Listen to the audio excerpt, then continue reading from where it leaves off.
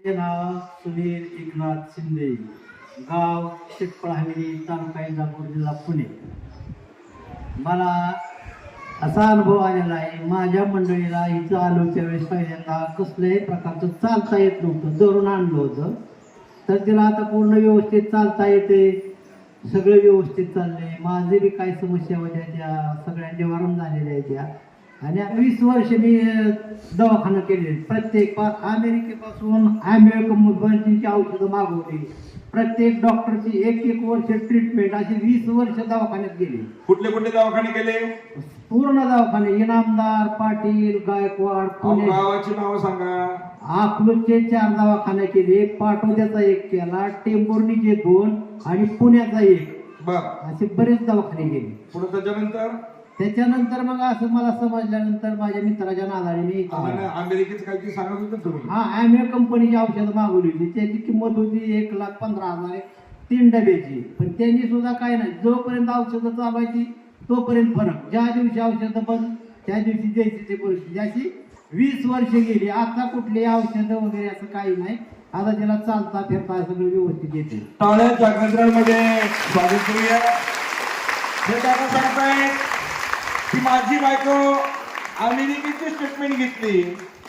अकलूज मी अमेरिकेमध्ये स्टेटमेंट घेतली.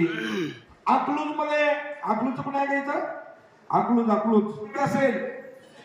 डॉक्टर इनामदार हे नाव तुमच्या अकलूज मध्ये त्यांच्यापेक्षा मोठे डॉक्टर कोण आहेत का? मोठ्याने बोला ना. आम्हाला ऐकू येत नाही तुम्ही.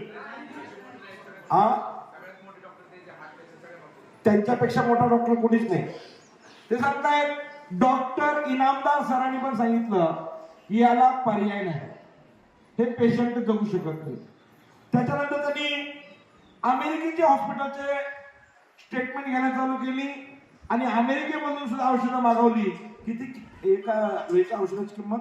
1,15,000च्या 3 डब्याच्या. अशा 3 महिने त्या डब्या घेतल्या. 1,15,000च्या 3 डब्या यायच्या महिन्याला आणि त्या 3 महिने चालायच्या. हे गरीबाचं काम आहे? बोला ना. नाही. ते सांगतायत तरी पण माझी बायको व्यवस्थित होत नव्हती. गेल्या महिन्यापूर्वी मला त्यांनी 2-3 महिन्यापूर्वी घरी घेऊन गेले होते. मला दाखवलं, सांगितलं, म्हणजे महाराज इतका मोठा चमत्कार घडलाय की माझी बायको अमेरिकेच्या डॉक्टरांनी सुद्धा पर्याय नाही म्हणून सांगितलं होतं. इथला आशीर्वाद घेतला आणि आशीर्वाद घेतल्यानंतर माझी बायको आता ठणठणीत आहे. त्यांचं टाळ्याच्या गजरामध्ये स्वागत करू.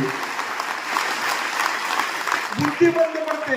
बुद्धी एका जागेवर झोपून होत्या कितीतरी दिवस.